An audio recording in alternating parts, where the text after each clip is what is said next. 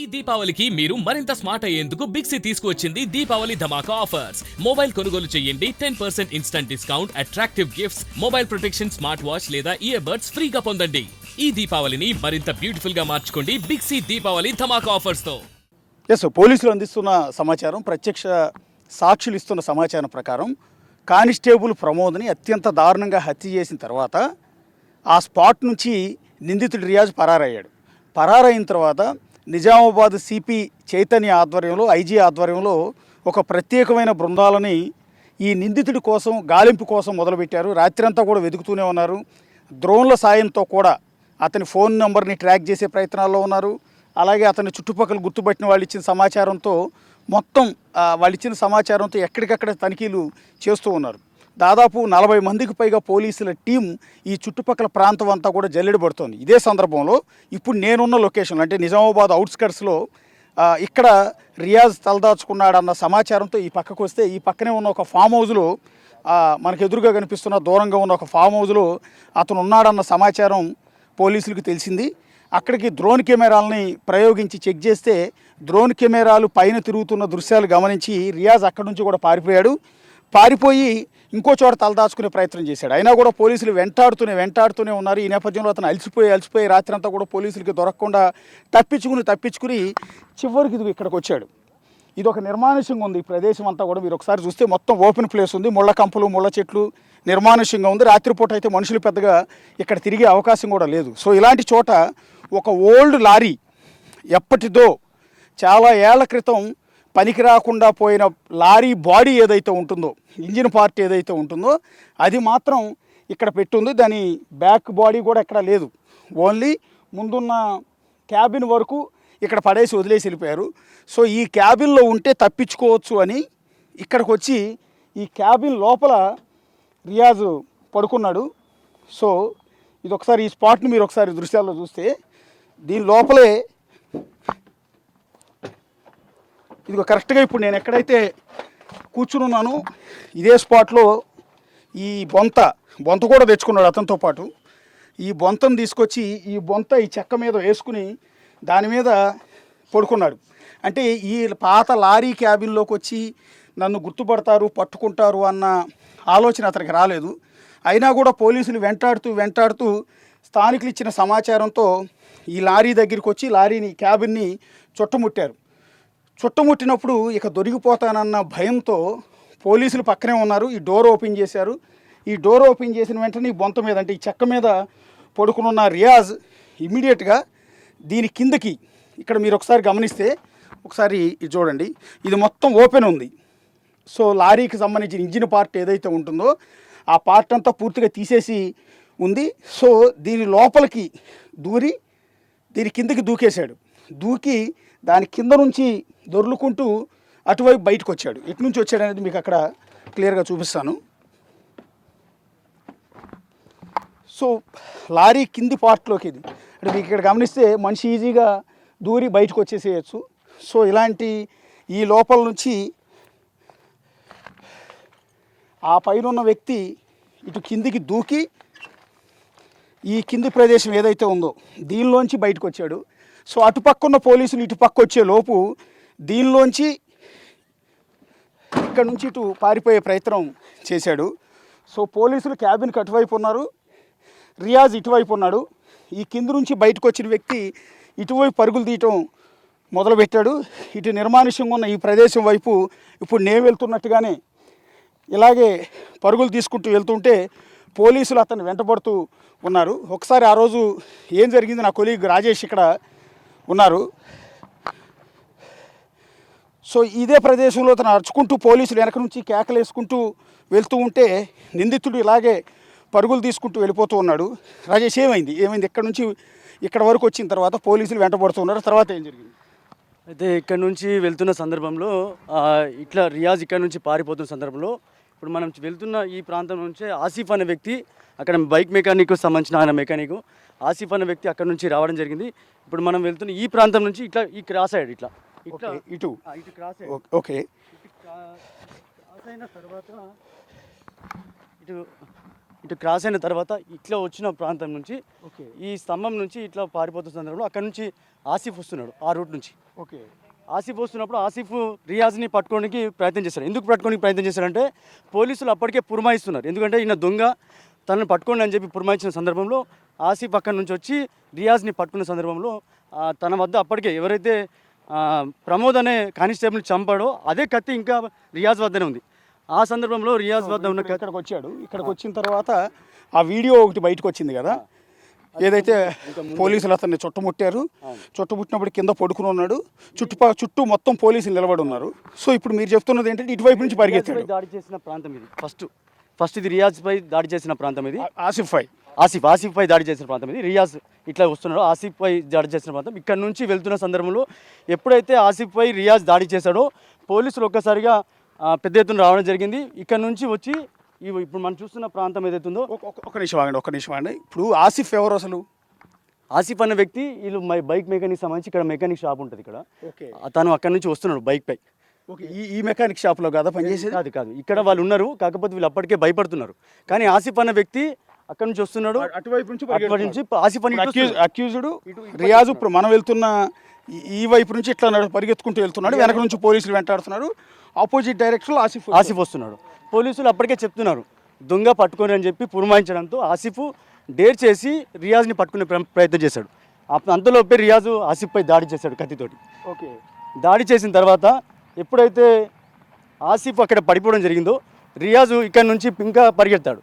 సరిగ్గా మనం ఏదైతే మనం వారు చూసిన వీడియో ఏదైతుందో ఆ వీడియో ప్రాంతానికి మనం వస్తున్నాం ఇప్పుడు.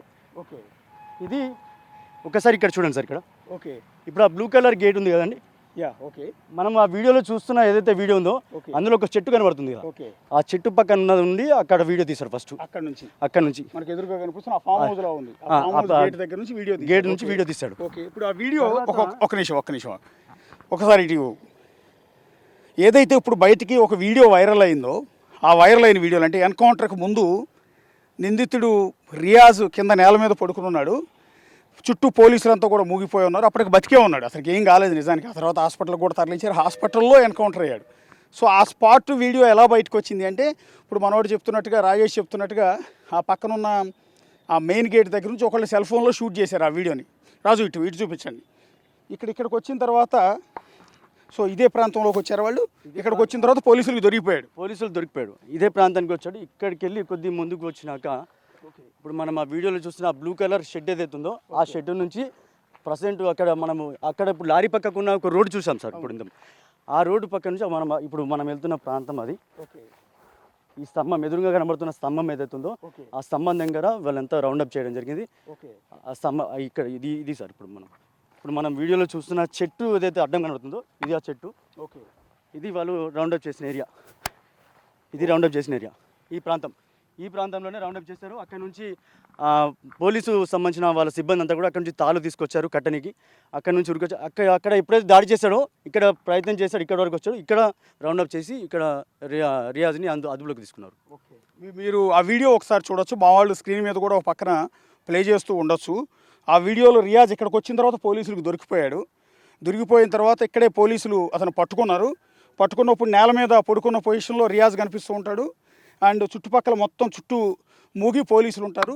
ఆ వీడియోని దూరం నుంచి కొంతమంది ఆ వీడియో తీయటం అనేది జరిగింది. పూర్తిగా అక్కడెక్కడి నుంచో మేము ఇదంతా ఎందుకు చూపిస్తున్నామంటే ఎలా జరిగింది ఇది, ఆ రోజు ఎలా తప్పించుకున్నాడు, ఎలా పట్టుబడ్డాడు అనేది ఎక్స్ప్లెయిన్ చేయడం కోసం మేము అంత దూరం నుంచి ఇంత దూరం మీకు సీన్ రీక్రియేషన్లో భాగంగా ఇక్కడ వరకు అయితే మేము రావటం జరిగింది. సో ఇదే స్పాట్లో అతను పట్టుబడ్డాడు. సో ఆసిఫ్ పైన దాడి చేసింది ఇక్కడ కాదు, కొంచెం ముందు ఇందాక రాజేష్ చెప్పినట్టుగా అతను అక్కడ నుంచి పారిపోయి వచ్చే ప్రయత్నంలో ఈ రోడ్డు వైపు నుంచి వచ్చిన ఆసిఫ్ అనే మెకానిక్, అతను లోకల్ మెకానిక్, పోలీస్ డిపార్ట్మెంట్ కాదు, అతను వచ్చి రియాజ్ను పట్టుకునే ప్రయత్నం చేస్తే అతని మీద తన దగ్గర ఉన్న కత్తితో విచక్షణ రహితంగా దాడి చేశాడు. అతనికి చేతులకు కాళ్ళకు తీవ్రమైన గాయాలయ్యాయి. ప్రస్తుతం హైదరాబాద్ మల్లారెడ్డి హాస్పిటల్లో ఆసిఫ్ ట్రీట్మెంట్ తీసుకుంటున్నాడు. చాలా సివియర్ గాయాలతో అతను అదేంటి పోలీసులకి సహకారం అందించేందుకు, సాయం చేసేందుకు, నిందితుడిని పట్టుకునేందుకు వచ్చిన ప్రయత్నంలో అతను ఇప్పుడు ప్రాణాల మీదకు ఉప్పు తెచ్చుకున్నాడు. సో ఆసిఫ్పై అటాక్ చేసిన తర్వాత పోలీసులకి పట్టుబడిపోయాడు. సో ఈ చుట్టుపక్కల ఉన్న కొంతమంది పబ్లిక్ కూడా వచ్చి రియాజ్ను పట్టుకోవడానికి పోలీసులకి సహకరిస్తే ఇక్కడే మొత్తంగా చుట్టుముట్టి అతను పట్టుకుని ఆ తర్వాత ఇక్కడ నుంచి ఆ, నిజామాబాద్ ప్రభుత్వ ఆసుపత్రికి అతన్ని తరలించడం అనేది జరిగింది. సో ఆసుపత్రికి వెళ్ళిన తర్వాత ఏం జరిగింది అనేది మీ అందరికీ కూడా నోటెడే. ఒకసారి నా కొలీగ్ విజయ్ ఉన్నారు మిగిలిన అప్డేట్స్ కంటిన్యూగా అందించడానికి. Ajay, Vijay. Yes sir. So తర్వాత ఆసుపత్రికి వెళ్ళిన తర్వాత ఒక ప్రైవేట్ హాస్పిటల్లో తనకి చికిత్స అందించేందుకైతే పూర్తిగా రియాజ్ని అయితే తీసుకువెళ్ళారు. రియాజ్ని తీసుకెళ్ళిన తర్వాత ప్రైవేట్ హాస్పిటల్ నుంచి గవర్నమెంట్ హాస్పిటల్, ప్రభుత్వ హాస్పిటల్కి చెక్కింగ్స్ కోసం, అంటే ఆరోగ్య పరిస్థితి ఎలా ఉంది అని చెప్పి తెలుసుకోవడం కోసము ప్రభుత్వ జనరల్ హాస్పిటల్కి, నిజామాబాద్ ప్రభుత్వ జనరల్ హాస్పిటల్కి తీసుకువెళ్ళినటువంటి రియాజ్ను బాత్రూమ్కి వెళ్తాను అని చెప్పి అక్కడ ఉన్నటువంటి పోలీసు అధికారులకు చెప్పి తన సంఖ్యలను విడిపించుకున్నాడు. విడిపించుకున్న అనంతరం వెంటనే అక్కడ ఉన్నటువంటి ఒక కానిస్టేబుల్ వద్ద ఉన్నటువంటి వెపన్ని, తుపాకీని లాక్కొని ఫైర్ చేసేటువంటి ప్రయత్నం అయితే చేశాడు. ట్రిగ్గర్ నొక్కేటువంటి ప్రయత్నం చేశారు. సో పక్కనే ఉన్నటువంటి ఆర్ఐ అలాగే ఎస్ఐ ఇద్దరు కూడా రియాజ్ని కంట్రోల్ చేయడానికి చాలా ప్రయత్నించారు. కానీ వాళ్ళ చేతులు, అంటే రియాజ్ చేతిలో వెపన్ ఉంది, మిగతా వాళ్ళ చేతిలో వెపన్ లేదు. కేవలం అక్కడ ఉన్నటువంటి ఎస్ఐ అలాగే ఆర్ఐ చేతిలో మాత్రమే వెపన్ ఉంది. సో ఎందుకంటే డిఐజీ ఆదేశాల అనుసారం వెంటనే రియాజ్ ఎప్పుడైతే ప్రమోద్ మీద దాడి చేశాడో అప్పటి నుంచి కూడా పూర్తిగా ప్రతి ఒక్కరు కూడా వెపన్ క్యారీ చేయాలంటూ స్థానికంగా ఉన్నటువంటి పోలీస్ స్టేషన్లు అన్నిటికీ కూడా డిఐజీ నుండి ఆదేశాలు అందాయి. సో దాని ద్వారానే ప్రతి ఒక్కరు కూడా వెపన్ క్యారీ చేస్తూ ఉన్నారు. సో ఆ క్యారీ చేసేటువంటి వెపన్నే రియాజ్ తీసుకొని పోలీసులపైకి దాడికి తెగబడ్డాడు. తెగబడినటువంటి వెంటనే అక్కడ ఉన్నటువంటి ఆర్ఐ తన వెపన్తోని రియాజ్ని కాల్చి చంపాడు. సుమారుగా 3 రౌండ్ల బుల్లెట్లు కూడా రియాజ్ శరీరంలోకి కాల్చినట్లుగా, ఆర్ఐ కాల్చినట్టుగా అయితే పోలీస్ వర్గాలు చెప్తా ఉన్నాయి.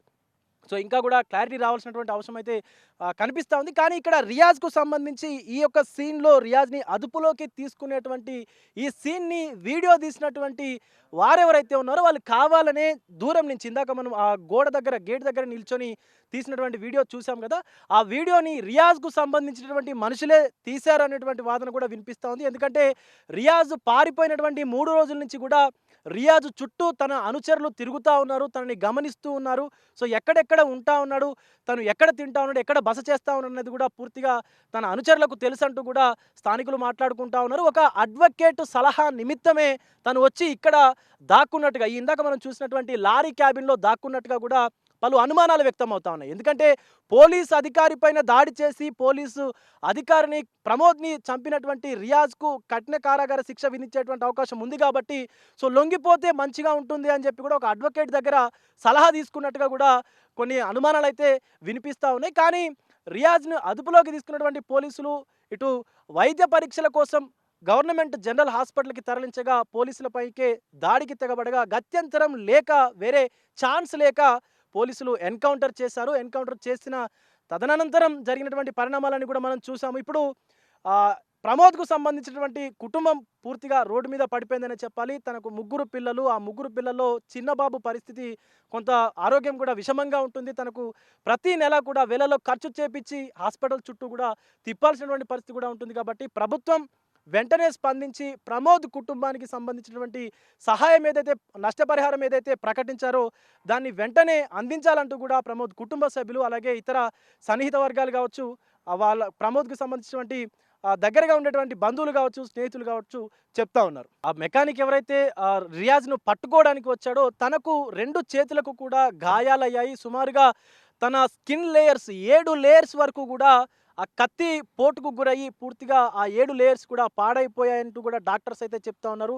ఆ మల్లారెడ్డి హాస్పిటల్లో కూడా హైదరాబాద్లోనే ఆయన చికిత్స కూడా పొందుతూ ఉన్నాడు మెకానిక్. అయితే సుమారుగా సంవత్సరం కాలం పడుతుందంటూ కూడా వైద్యులు అయితే చెప్తా ఉన్నారు. ఎందుకంటే తను పని చేసుకుంటూ బ్రతికేటువంటి, అంటే తను కష్టపడితే తప్ప కుటుంబాన్ని సాధలేనటువంటి, అంటే సాకలేనటువంటి పరిస్థితి ఆయనది.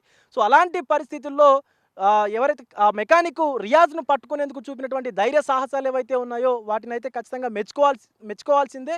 ఈవెన్ పోలీసు వారు కూడా ఇచ్చేటువంటి రియాజ్ పైన పెట్టినటువంటి 50,000 రూపాయల రివార్డ్ ఏదైతే ఉందో దాన్ని ఆయనకే ఇవ్వాలంటూ కూడా పోలీసులు కూడా చెప్తా ఉన్నారు. ప్రమోద్ కుటుంబం కూడా ఖచ్చితంగా ఆ డబ్బును ఆయనకే ఇవ్వాలంటూ కూడా చెప్తా ఉన్నారు. సో ఇంకొక సంవత్సరం కాలం పాటు కూడా ఆ మెకానిక్ కోలుకోవాలంటే ఇంకొక సంవత్సర కాలం పాటు కూడా పడుతుందంటూ అటు వైద్యులు కూడా చెప్తా ఉన్నారు. ఎందుకంటే ఏ పని చేయాలన్నా మనకి చేతులే అవసరం. అలాంటి చేతులే ఈరోజు ఆయన అసలు ఇంకా చేతి కదలలేనటువంటి పరిస్థితి అయిపోయింది. సుమారుగా అసలు ఎముక కనిపించేంత విధంగా అంత లోతుగా కూడా కట్ అయిపోయింది, డీప్ వూండ్ అయింది కాబట్టి సో ఇంకా చేసేటువంటి పని కూడా ఆయన ఏం లేదు. ఇంకొక సంవత్సర కాలం పడుతుంది కాబట్టి ఆయన పరిస్థితి కూడా కొంత విషమంగానే ఉన్నట్టుగా అయితే చెప్పుకోవచ్చు.